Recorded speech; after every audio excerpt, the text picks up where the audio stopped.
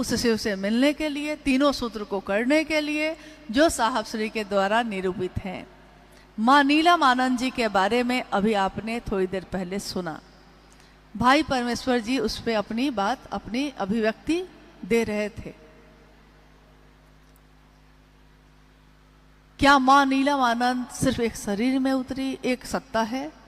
क्या साहब हरिंदरानंद जी जो शरीर में दिखे बस उतने ही हैं? क्योंकि एक सामान्य दिखने वाला व्यक्ति करोड़ों लोगों को दीवाना नहीं बना सकता, यह शाश्वत सत्य है। जब तक उसमें आध्यात्मिक ऊर्जा का संचरण नहीं होगा, वो करोड़ों लोगों को अपनी बातों पे चलने के लिए स्वतः अपनी इच्छा से हम चल रहे हैं, वो मजबूर भी नहीं कर रहे हैं, हम खुशी खुशी चल रहे हैं उस रास्ते पे। और अगर कोई दूसरा नहीं चल रहा तो हम चाहते हैं कि वो चले, खुशी खुशी ही जा रहे हैं, अपनी स्वेच्छा से जा रहे हैं। क्या ये बिना आध्यात्मिक ताकत के हो सकता है? और किसकी ताकत? एक आदमी के मन को हम अपने अनुसार नहीं कर पाते हैं, करोड़ों लोगों को कर लेंगे। तो जो शरीर में उतरे हैं उस चैतन्य से मिलने में अगर कहा जाए कि जरा बताइए महादेव के बारे में, बताइए साहब के बारे में, बताइए दीदी नीलम जी के बारे में, तो शब्दों में नहीं बताया जा सकता। इस भाव को शब्दों में नहीं बांधा जा सकता, क्योंकि शब्द तो बहुत छोटे होते हैं। इसीलिए हम सब साहब की लिखी हुई बात पढ़ते हैं, उनकी बोली हुई बात सुनते हैं, परंतु हमेशा ये अनुभव होता है कि लिखा हुआ तो पढ़ लेंगे, बोला हुआ तो सुन लेंगे, परंतु लिखे हुए को समझने के लिए भी उन्हीं की तरफ से देखना होगा। अगर अभी महादेव यहाँ उपस्थित हो जाएं, तो जो सामने बैठे गुरु भाई गुरु बहन हैं, वो सामने से देखेंगे और कहेंगे कि महादेव ऐसे हैं। जो दाहिनी तरफ बैठे हैं वो कहेंगे कि महादेव ऐसे हैं। जो बाईं तरफ बैठे हैं वो कहेंगे कि महादेव ऐसे हैं। शिव की अवधारणा आज तक कोई नहीं समझ सका, महादेव कैसे हैं। तो जब महादेव के तत्व को जानना तो बहुत दूर की बात है, शिव के शिष्य साहब दीदी के तत्व को तो हम जान ही नहीं सके।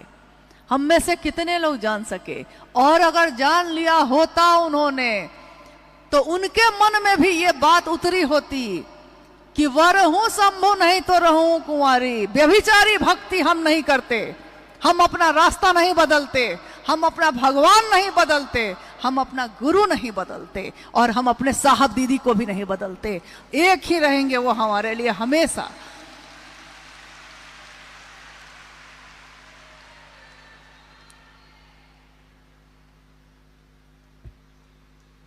इतना ही अनुरोध है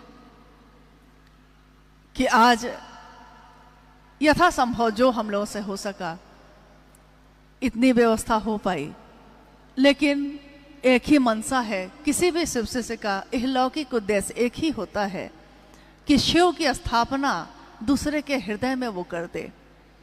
शिव की स्थापना अपनी नहीं। हमको आपको लोग जान ही जाएंगे तो क्या होगा? कजा ने ऐसी हजार सूरत बिगाड़ डाली बना बना के। अकबर, कैसे कैसे लोग आए धरती पे, जब चलते थे तो चारों तरफ जय घोष होते थे। कजा ने यानी समय ने तो बहार जो इस धरती पे छाई है, ये चंद दिनों की है। बहार दिन है चंद रोजा।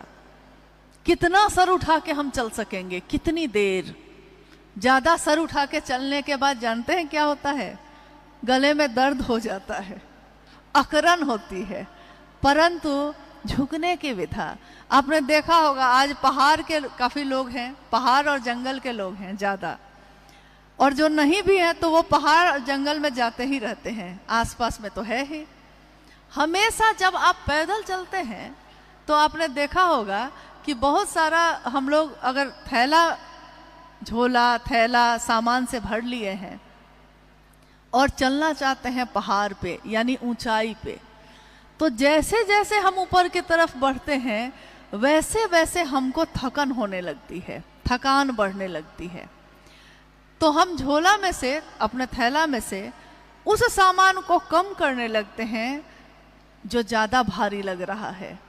अगर खाने का सामान रखे हैं तो बैठकर कुछ खा ही लेते हैं, पानी का बोतल पीकर फेंक ही देते हैं। जैसे जैसे आप ऊपर की तरफ चल रहे हैं, यानी शिखर की तरफ, शरीर से, इस शरीर की बात हो रही है अभी, शरीर से वैसे वैसे थकान होने लगती है। छोटा से छोटा सामान भी हमको भारी लगने लगता है और हम धीरे धीरे उस भारी सामान को छोड़ते चले जाते हैं जो हमारे शरीर को थकाएगा।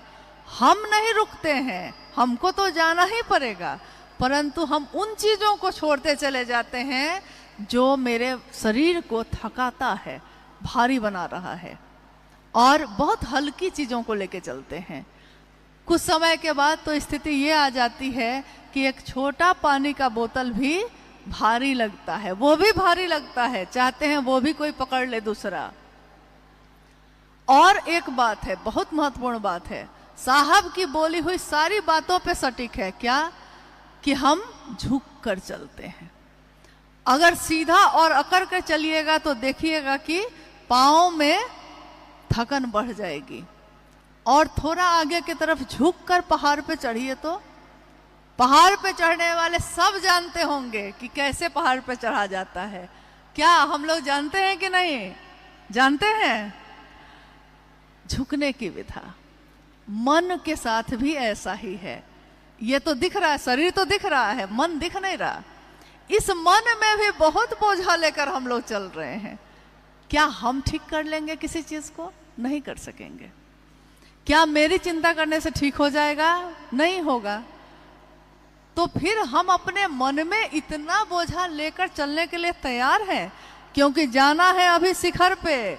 शिखर पे जाना ही नहीं है, पहले से जो अध्यात्म में स्थापित विधियां हैं उन शिखरों पे भी चले। हिमालय की शिखरों पे अभी और शिखर पे चढ़ना है, हमें हिमालय के शिखरों पर नया हिमालय गढ़ना है। तो बोलिए क्या क्या लेकर चलिएगा? मन में चल सकिएगा? चल सकेंगे हम लोग? हमारे मन में, हमारे चेहरे में, हमारे जीवन में मुस्कुराहट उतर पाएगी, हंसी आएगी? क्योंकि मन में अगर बहुत बोझा होगा तो हम चल ही नहीं सकेंगे, शिखर पे नहीं जा सकेंगे। ये वैसे बंधन है, ये वैसे कांटे हैं जो हमको फिर से धरती पे खींचते हैं। उसने क्या कहा? जो उसके पास था उसने कहा, मेरे पास क्या है मैं वो बोलूं। किसी ने नफरत थी तो नफरत दिया, मेरे पास प्रेम है मैं प्रेम दूं। किसी ने शिकायत की, मेरे पास कोई शिकायत नहीं। तो आपके पास क्या है? हमारे पास क्या है? हम दुनिया को क्या देना चाहते हैं? हम महादेव देना चाहते हैं, शिव का शिष्यता उसके मन में जग जाए ये चाहते हैं? अगर हम ये चाहते हैं तो महादेव इसमें हमारी मदद करते हैं। लेकिन अगर हम ये नहीं चाहते तो कोई हमारी मदद नहीं करता, और हमारी स्थिति धीरे धीरे लटाई से जो पतंग कट जाती है वही हो जाती है। कुछ दिन तक तो खूब धूम दिखेगी, अमुक आदमी अमुक आदमी अमुक आदमी, लेकिन उसके बाद उस पतंग का क्या होगा कोई नहीं जानता। लटाई गुरु है, धागा जो है ना, क्योंकि गुरु से मिलाया है जिसने, वही बांधे हुए है पतंग को। तो उस लटाई के धागा है साहब और दीदी, और अगर उनसे कट गए तो फिर कोई जगह नहीं है। तो अपने अनुभव के आधार पर एक शिव शिष्य होने के नाते हम सबका कर्तव्य है कि दुनिया हम सबको जो दे, दुनिया ने यही दिया है, दुनिया के पास यही है।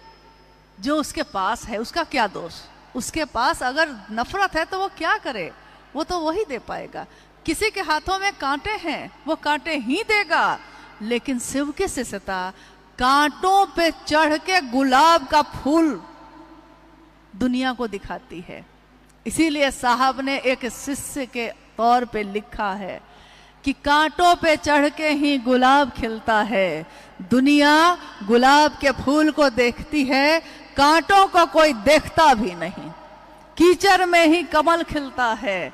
कमल की सुंदरता को देखकर लोग मोहित होते हैं, कीचड़ को कोई देखता भी नहीं। तो हम लोगों को ये क्यों समझाएं कि कीचड़ को मत देखिए, कीचड़ को मत देखिए। इससे ज़्यादा सुंदर है कि उस कीचड़ में कमल खिल जाए। शिव शिष्यता का कमल, कांटों पे चढ़ के गुलाब खिले। गुलाब सुंदरता देता है। गुलाब का ये गुण है कि मसल के फेंकने वाले को भी खुशबू की सजा देता है। ये गुलाब का गुण है। एक शिव शिष्य का यही गुण होता है। और साहब और दीदी ने अपने आचरण से, क्योंकि गुरु आचार्येंद्र भी होते हैं, अपने आचरण से, अपने जीवन से हमको आपको सिखाया है कि चाहे तुमको कोई मसल के भी फेंके, तुम बदबू नहीं दोगे, तुम खुशबू ही दोगे। तो क्या हम लोगों को ये देना है या नहीं देना है? तो दुनिया में ही नहीं, झारखंड की बात सिर्फ नहीं है। शिव शिष्यता तो जगत गुरु शिव की बात है। तो जगत गुरु शिव के शिष्यता का दान हम सभी शिव के शिष्य, सिर्फ झारखंड के लोग नहीं, दुनिया का हर आदमी जो शिव का शिष्य है उसके लक्षण बताएंगे कि वो शिव का शिष्य है कि नहीं। तो आइए, क्योंकि जब सरफरोशी की तमन्ना होती है, जब कफन बांध लिया है सर पे, जब दिल दिया है, जान दिया है, ये गा रहे हैं हम आप, दिल दिया है जान भी देंगे ए गुरु तेरे लिए। तो जब गा रहे हैं, सर पे कफन बांध लिया है, तो फिर सरफरोशी की तमन्ना करने वाले इसकी परवाह नहीं करते कि किसके हाथ में कितने हथियार हैं। वो बस अपना कर्तव्य निभाते हैं। और शिव शिष्यता के नाते हम सबका कर्तव्य बस इतना ही है कि हमको आपको साहब ने जो दिया है, हम भी दुनिया को वही दें। ना उसमें कुछ कम करें, ना उसमें अपनी तरफ से कुछ बढ़ाएं, क्योंकि ये एक आध्यात्मिक अपराध होगा और इस अपराध की सजा मिलेगी। इस अपराध की क्षमा शिव नहीं कर सकेंगे। उस समय जब दीक्षा और गुरु दक्षिणा पे बात हो रही थी, तो मनु भैया ने एक पंक्ति का जिक्र किया था कि माँ की डायरी में लिखा था, आंसू का उपहार महागुरु आज चढ़ाने आई हूँ।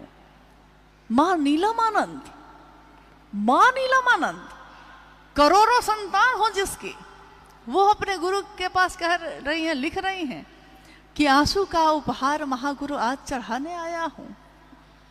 क्योंकि महादेव भाव ग्रहण करते हैं। और वो लिख रही हैं, अद्भुत है ये भाव, अनुकरणीय है। मेरे पास कुछ नहीं है, एक शिष्य के पास क्या होगा? जो चीजें हैं यहीं की हैं, यहीं से ली थी, यहीं को देकर जाएंगे, क्या होगा मेरे पास? लेकिन शिव ने जो भाव पैदा किया है मेरे मन में, वो है मेरे पास। सूक्ष्माति सूक्ष्म शिव की सत्ता को सूक्ष्माति सूक्ष्म भाव ही ग्रहण होता है। इसलिए आंसू ही तो है। आंसू नकली कुछ लगा के पैदा नहीं किए जा सकते। ये सिर्फ फिल्मों में होता है। लौकिक जीवन में, सचमुच के जीवन में अगर आंखों में आंसू आते हैं तो या तो अत्यधिक दुख के होते हैं या फिर अत्यधिक सुख के होते हैं। तो माँ नीलम आनंद की आंखों से अगर आंसू बहे हैं तो असीम सुख से, असीम आनंद से उन्होंने ममता दी है, छांव दिया है। और हम सब शिव के शिष्य अपने साहब और दीदी के लिए कृतज्ञ हैं। आपने दिया है, बिन मांगे दिया है। और इस कृतज्ञता में हम यही कर सकते हैं कि जो वो चाहते हैं वो हम सब कर सकें। इस संगोष्ठी का भी मूल उद्देश्य, मुख्य उद्देश्य यही है कि हम सब जो एक सभा में बैठे हैं, सभा शिव शिष्यों की सभा है, इसमें जो बैठे हैं हम सभी का मन एक हो, इस जगह पे एक हो, एक विषय में एक हो, बाकी चीज में चलेगा अलग अलग। आपको दूसरा कपड़ा पसंद है, हमको दूसरा पसंद है। आपको दूसरा खाना पसंद है, हमको दूसरा पसंद है। लेकिन आपको भी महादेव ही पसंद है, हमको भी महादेव ही पसंद है। आपने भी दिल उन्हीं को दिया, हमने भी दिल उन्हीं को दिया है। तो आइए हम सभी शिव शिष्यों का मन एक ही भाव संचरित हो हम सबके हृदय में।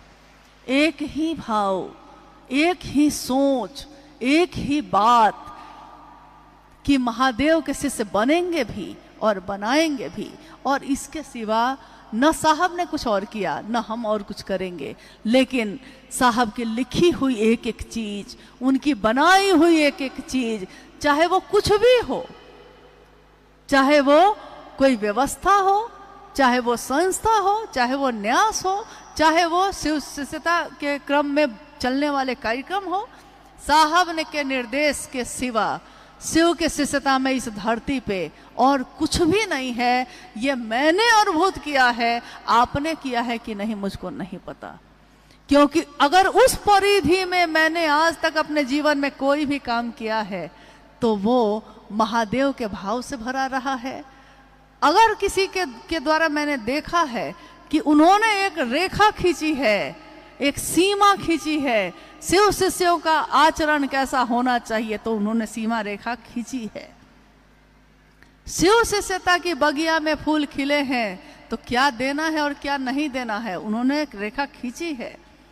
अगर हम उसका निर्वहन करते हैं तो सारे जगह पे रास्ते खुले हैं और गति ही गति है, इतनी तीव्र है कि हम लोग थक जा रहे हैं। साहब आप कितना काम कराइएगा, थक जा रहे हैं, नहीं, लेकिन काम खत्म नहीं हो रहा है। आइए हम लोग, अगर कोई जिज्ञासा आई है तो उस पर बात करें। समय थोड़ा लंबा खींच गया है, ये बात भी सही है, क्योंकि स्वाभाविक है जब आप कोई व्यवस्था बनाते हैं तो थोड़ा अनुभव लेते लेते थोड़ा समय हो जाता है। परंतु बड़ी मुश्किल से हम लोग एक जगह इकट्ठा हुए हैं, इसलिए थोड़ी देर के बाद आज का ये कार्यक्रम अपने समापन की तरफ जाएगा। उससे पहले एक दो जिज्ञासा पे भी हम लोग बात कर लेते हैं। है जिज्ञासा है?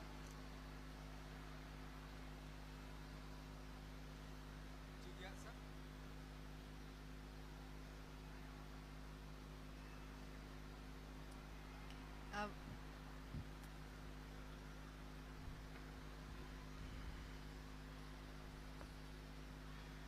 इसमें आवाज है?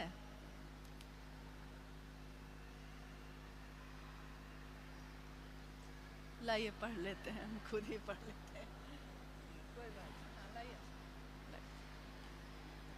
अच्छा इसके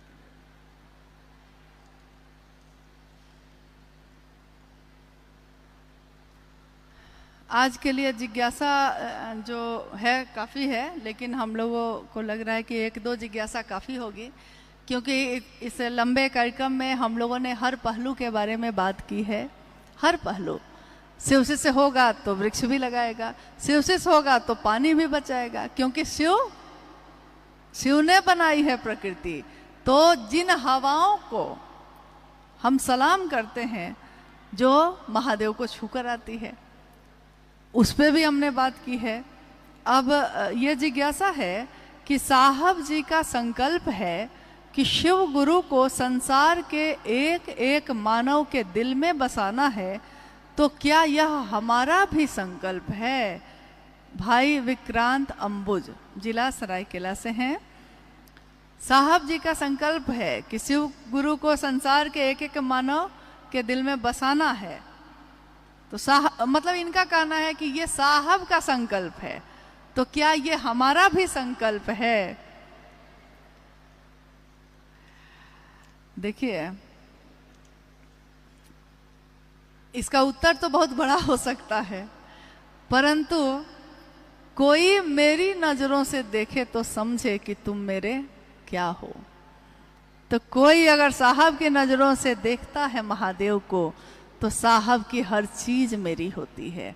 उनका संकल्प भी मेरा संकल्प, उनके शिव भी मेरे शिव बिल्कुल है।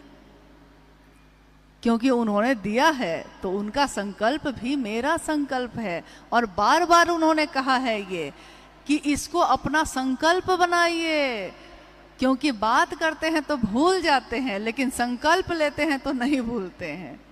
इसलिए इसका संकल्प लीजिए कि हर व्यक्ति के हृदय में महादेव को धड़काएंगे, स्थापित करेंगे।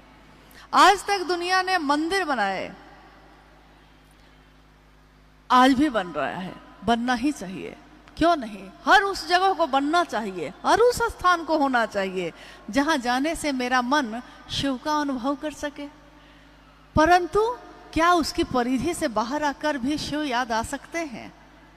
ये विधा साहब ने सिखाई कि दुनिया में अपने घर में बैठे हुए भी, खेत में काम करते हुए भी, जंगल में लकड़ी और महुआ चुनते हुए भी, गाड़ी चलाते हुए भी, बिजनेस करते हुए भी, अपने बच्चे को पढ़ाते हुए भी, जिस तरह हम सबको याद करते हैं अपने महादेव को भी याद कर सकते हैं।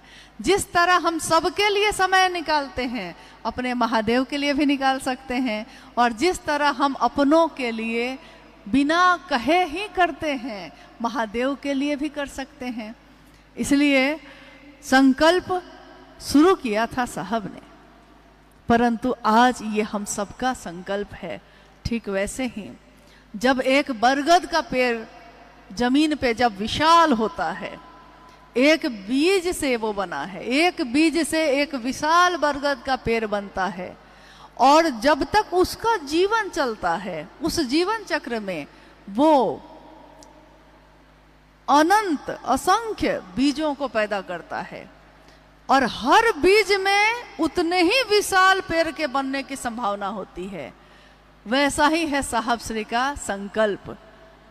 ये संकल्प एक दिन उनका था, फिर दीदी नीलमानंद जी का भी बना, और आज हमारा आपका सबका है।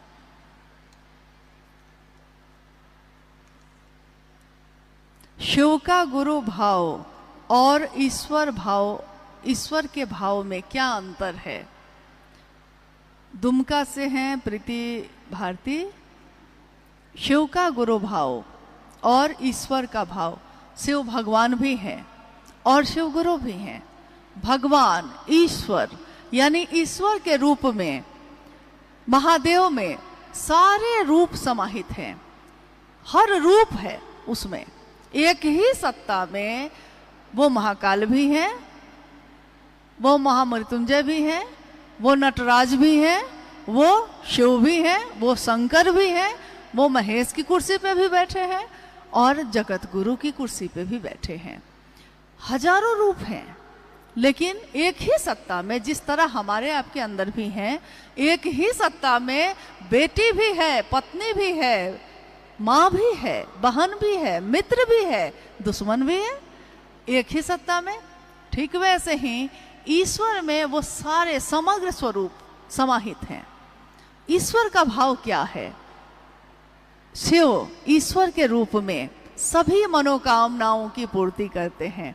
इसीलिए मंदिरों में इतनी भीड़ होती है, इसीलिए तो इतने उपवास हैं, इसीलिए इतनी साधना की प्रचलित विधियां हैं, क्योंकि भगवान शिव हमारी मनोकामनाओं को सुनते हैं, तभी तो उत्तर में परिणाम भी आता है। वो दिखते नहीं है, सुनते हैं। मालिक बड़े करीब से सुनते गरीब की, बहुत करीब से सुनते हैं। हम बोलेंगे तब ना, हम कहेंगे तब ना, तो सुनते हैं। और देते हैं क्या? मनोकामना की पूर्ति करने में महादेव भगवान के रूप में जो आप मांगेंगे वो प्रसन्न हो गए तो दे देंगे। इसी पे साहब ने उदाहरण दिया था कि रावण शिव का इतना बड़ा भक्त था, परंतु उसने शिव से तीनों लोगों की संपत्ति मांगी थी और महादेव ने दी थी, परंतु उस संपदा को, उस संपत्ति को, उस तीनों लोगों के अधिपति होने की ताकत को संभालने का ज्ञान नहीं मांगा था। हम आपसे कुछ मांग सकते हैं, हम कहेंगे कि आपकी गाड़ी बहुत अच्छी है, दे दीजिए, आप दे भी देंगे। अब उस गाड़ी को चलाना ही नहीं आता मुझको, मेरे किस काम की? और अगर चला लिया है, आधा अधूरा है, तो दुर्घटना होगी, खुद भी जाएंगे, किसी को लेकर भी जाएंगे। तो जब भी मनोकामना की पूर्ति ईश्वर के रूप में होती है तो जरूरी नहीं है कि उसमें वो ये सोचेंगे कि आपके लिए अच्छा है कि नहीं। लेकिन जब गुरु भाव है, गुरु भाव यानी अनुग्रह का भाव, गुरु भाव यानी दया का भाव, जो जीव है उसको शिव बना दे, ये भाव, तो जीव को शिव बनाने का जो भाव है उसमें अब गुरु के रूप में वो वही देंगे जो हमारे लिए सही होगा, वो नहीं देंगे जिससे हमारा अहित हो सकता है। जैसे हम अपने बच्चे को चाकू नहीं देंगे, हाथ काट लेगा वो, लेकिन दूसरे का है तो हो सकता है वो दे भी दे। मांग रहा है, ज्यादा प्रेम अंधा हो जाता है तो दे भी देता है लोग, लेकिन गुरु ऐसा नहीं करेंगे। इसलिए गुरु का भाव जीव से शिव बनाने की पात्रता पैदा करता है और इसमें परिमार्जन करने में तपना पड़ता है।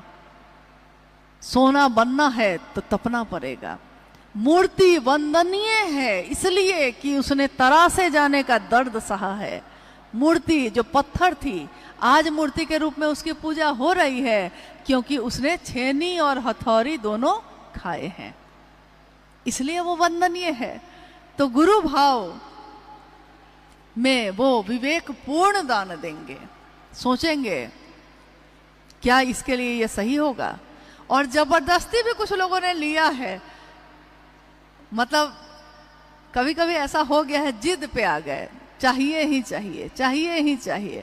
मैंने देखा अपने जीवन में, जब से साहब दीदी के सानिध्य में आई तो माँ नीलम आनंद जी से भी बहुत लोगों को बहुत कुछ लेते देखा, आपने सुना ही अभी थोड़ी देर पहले, और साहब से भी बहुत कुछ लेते देखा। एक पति पत्नी आते थे, संतान नहीं थी उनको और काफी उम्र हो गई थी, लेकिन न जाने क्यों उनको यही जिद थी कि हमको संतान चाहिए ही चाहिए। मंडल सर भी यहाँ बैठे हैं, बहुत बार इन पे भी फोन आया, खूब आया। अंत में साहब ने ऊब कर, थक कर कहा, जाओ तुमको यही चाहिए तो मैं महादेव देना चाहता था, लेकिन तुमको यही चाहिए, जाओ। एक लंबे अरसे के बाद एक कार्यक्रम में दूर से भीड़ में मुझको दिखाई दिए, छोटा सा बच्चा था साथ में, यानी संतान हो गई थी, खबर आई थी, हो गई थी संतान, पुत्र हुआ था। और मैंने देखा कि माँ जो वृद्ध हो गई थी, अब बच्चा तो अभी छोटा ही था, हो गया, ये भी बड़ा आश्चर्य था कि इस उम्र में संतान की प्राप्ति हुई। और उस बच्चे ने अपनी माँ को थोड़ी देर भी वहां खड़ा रहने नहीं दिया, मारता रहा। इतना छोटा बच्चा अपने वृद्ध माँ को अपने हाथ से मारे जा रहा है लगातार। मेरे मन ने जो सोचा वो कहते हैं, मेरे मन ने उस समय यही सोचा कि महादेव से दया मांगकर कुछ मांगना चाहिए, जबरदस्ती कुछ नहीं मांगना चाहिए, इसमें हमारा भला नहीं होता है। इसलिए निर्भर होइए ताकि हम निर्भय हो सकें। महादेव को साहब और दीदी ने महादेव को महादेव के लिए चाहा, हमारा आपका मन भी उस शिव को शिव के लिए चाहे। कम से कम हम ये कह सकें, हे महादेव, मैं आपका शिष्य हूं और आपको चाहता हूं, आपसे कुछ नहीं चाहता। कोई तो महादेव को ये भी कहे, क्योंकि ईश्वर के रूप में, गुरु के रूप में महादेव कहते हैं। साहब से ही सुना कि कहा महादेव ने कि हमेशा मतलब से ही आते हो, कभी मिलने भी आ जाया करो।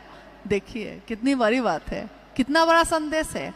महादेव से मिल सके हम, साहब और दीदी के बताए हुए रास्ते पे चल सके, शिव की शिष्यता की जो आध्यात्मिक धारा चल रही है, उस मूल उद्देश्य को लेकर उस धारा के साथ हम सबका मन उस महादेव की दया की अतल गहराइयों में समाहित हुई होता रहे। हमारी साहब की चाहत में हम सबकी चाहत मिल जाए और अपने पूरे राज्य को शिव नाम से गुंजायमान करें हम।